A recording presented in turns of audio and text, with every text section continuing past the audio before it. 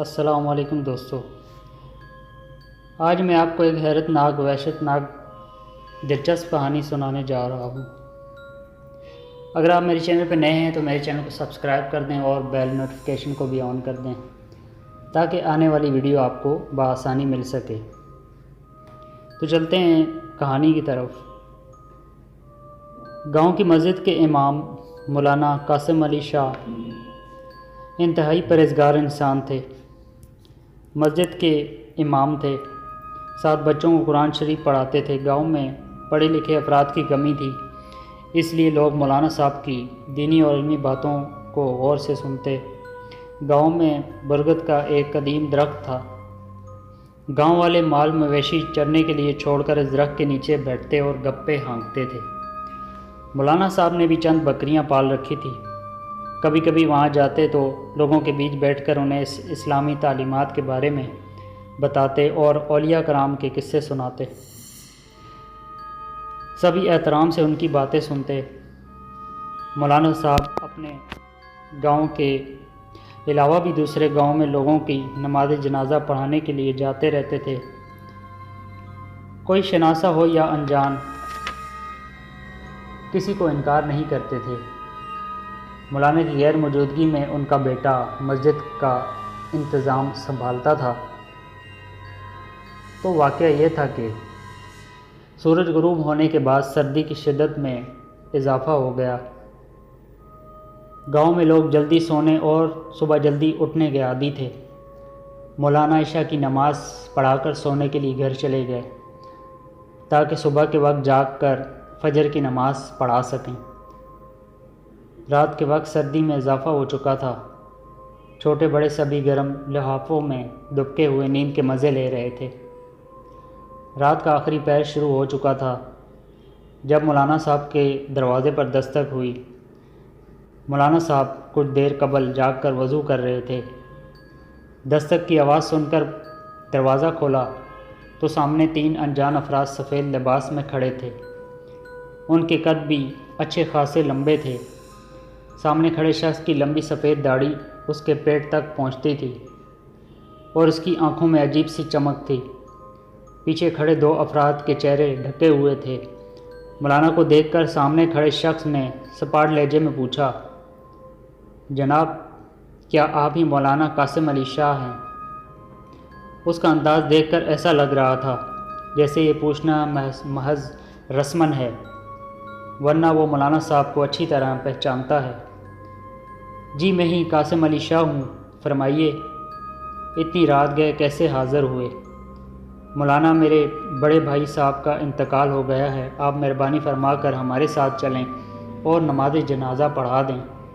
ان کی خواہش تھی کہ اگر آپ کی زندگی میں ان کا انتقال ہو جائے تو آپ نماز جنازہ پڑھائیں۔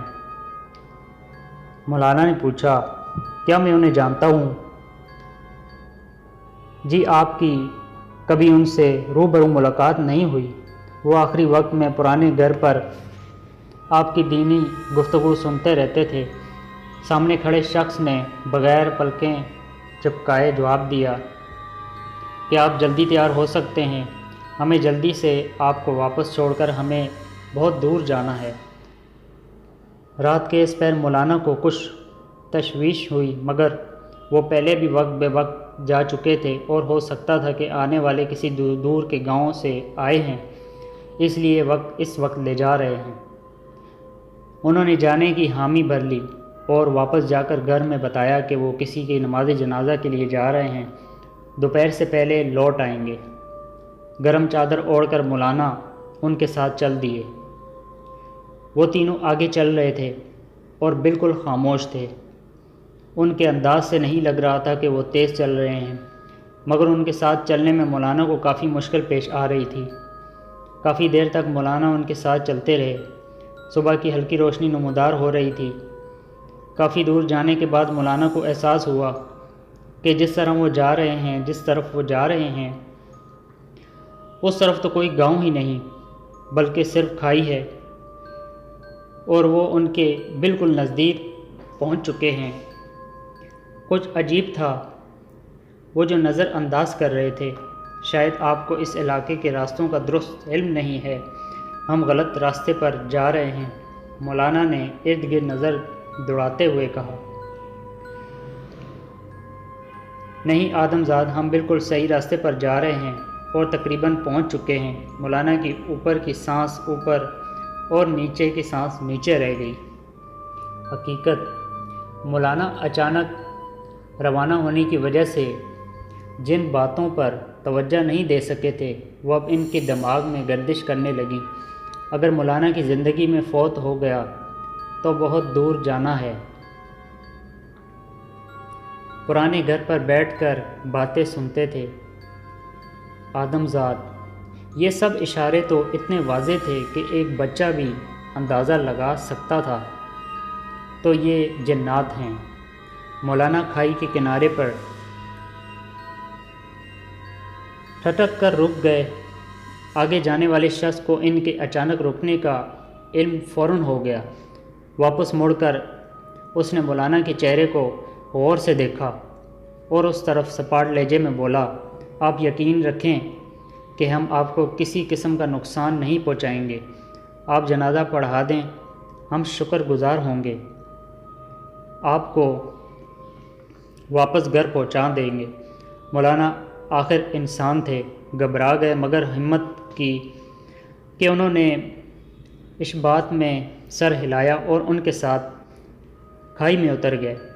نیچے میت موجود تھی اور سفید لباس میں لمبی لمبی داڑھیوں والے لمبے لوگ صف باندھے کھڑے انتظار کر رہے تھے۔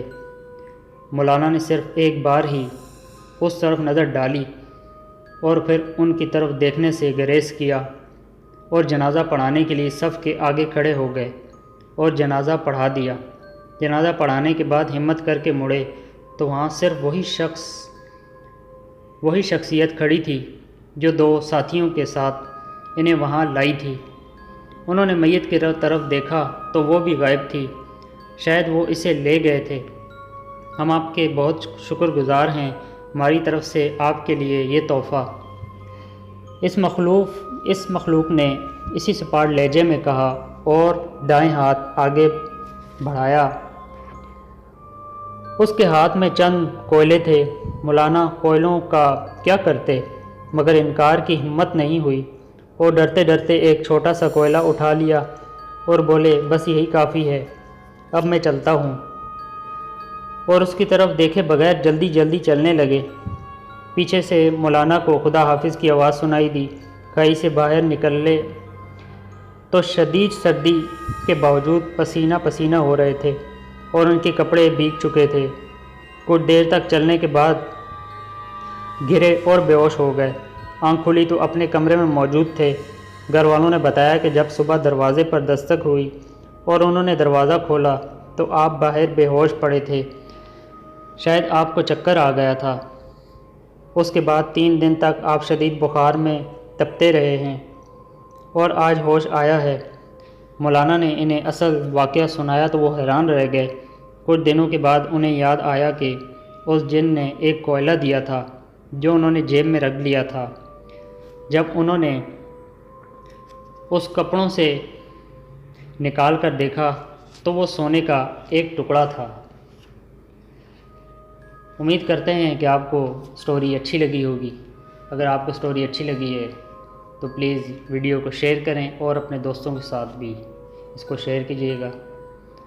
ملتے ہیں نیکسٹ ویڈیو کے ساتھ، تب تک کے لیے اللہ حافظ۔